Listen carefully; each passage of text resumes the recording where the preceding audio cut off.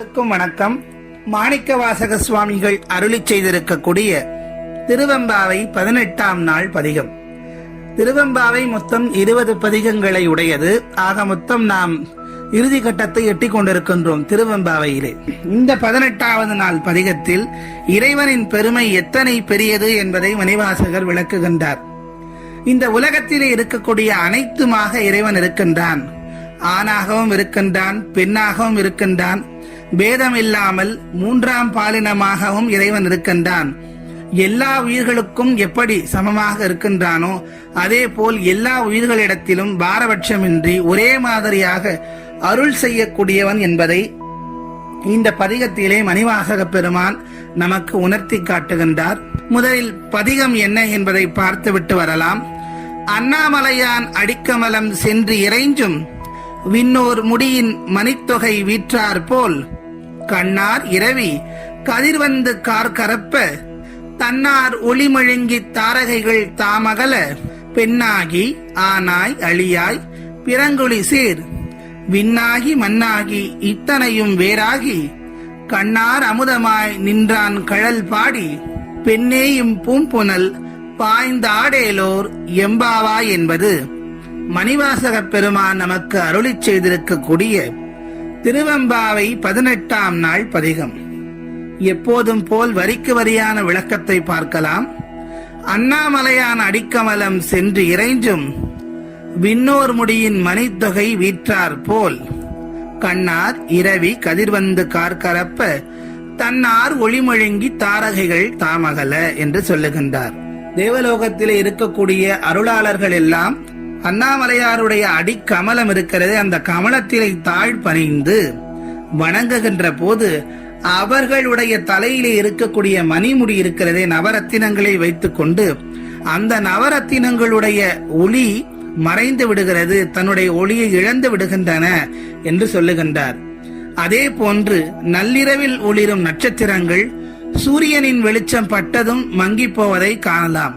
அதை போன்று தான் அடிமுடி காண இயலாத நம்முடைய ஜோதியாக விளங்கக்கூடிய ஈசனை பணிந்து அவனுடைய திருவடியை தொட்டு வணங்கக்கூடிய விண்ணோர்களுடைய மணிமுடியில் இருக்கக்கூடிய ரத்தினங்கள் எல்லாம் ஒளியை இழந்து விடுகின்றன என்று சொல்லுகின்றார் மணிவாசக பெருமான்.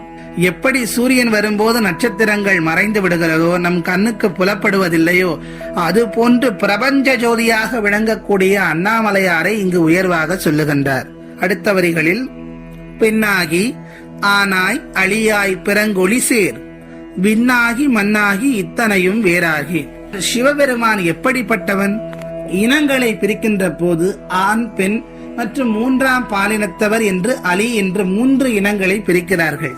அப்படி இறைவன் ஆணாகவும் இருக்கிறான், பெண்ணாகவும் இருக்கிறான், அர்த்தநாரீஸ்வரூபனாகவும் விளங்குகிறான் என்று சொல்ல வருகின்றார். அது மட்டுமல்லாமல் பிறங்கொழி சேர், இந்த உலகத்தில் இருக்கக்கூடிய எல்லாவுமாக இறைவன் இருக்கின்றான் என்று குறிப்பிடுகின்றார்.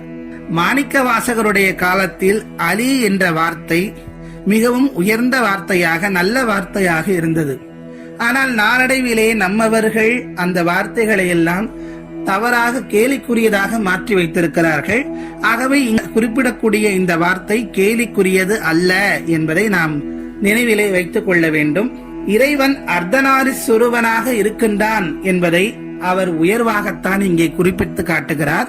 ஆகவே இறைவனுடைய படைப்பில் எந்த இனமும் தாழ்ந்தவை அல்ல, அவைகள் கேலிக்குரியது அல்ல என்பதை நாம் புரிந்து கொள்ள வேண்டும். ஏனென்றால் திருவண்ணாமலையிலே ஏற்றப்படக்கூடிய அந்த கார்த்திகை தீப திருவிழாவின் போது இறைவன் அர்த்தநாரீஸ்வரூபமாக எழுந்தருளி ஆனந்த தாண்டவம் அடைவான். அவனை எல்லோரும் கண்டு களித்து பரவசமடைவார்கள். இறைவன் அர்த்தநாரீஸ்வரூபமாக வருகின்ற போது மகிழ்ந்து அவனை புகழ்ந்து பாடக்கூடிய நாம் மனிதர்களிடத்திலே இருக்கக்கூடிய அது போன்றார் அலிகள் மற்றும் 3ஆம் பாலினத்தவர்களை தவறாக பேசாமல், அவர்களை இகழ்ந்துரைக்காமல் அவர்களுக்கும் மதிப்பளிக்க வேண்டும் என்பதை சூசகமாக மணிவாசகர் இங்கே நமக்கு உணர்த்தி காட்டுகின்றார்.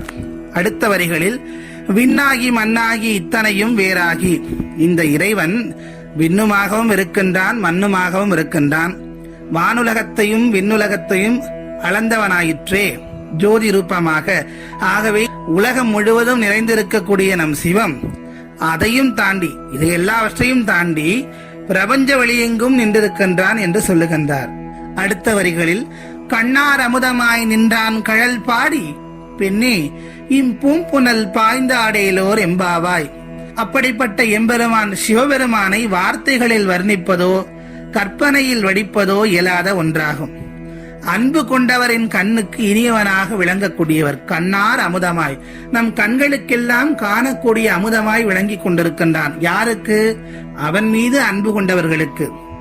அவனுடைய திருவடி கழல் பாடி, நம் ஈசனின் திருவடிகளை பாட பொங்கி வரக்கூடிய பெண்ணே இப்பூம்புனல் பாய்ந்தாடிலோர் என்பாவாய். பொங்கி வரக்கூடிய இந்த பூம்புனலில் நீராடி எழுந்து வா என்று தன்னுடைய தோழிமார்களை அழைப்பதாக இறைவனுடைய திருவடியை அடைவதற்கு மணிவாசகர் நம்மை எல்லாம் அழைக்கின்றார்.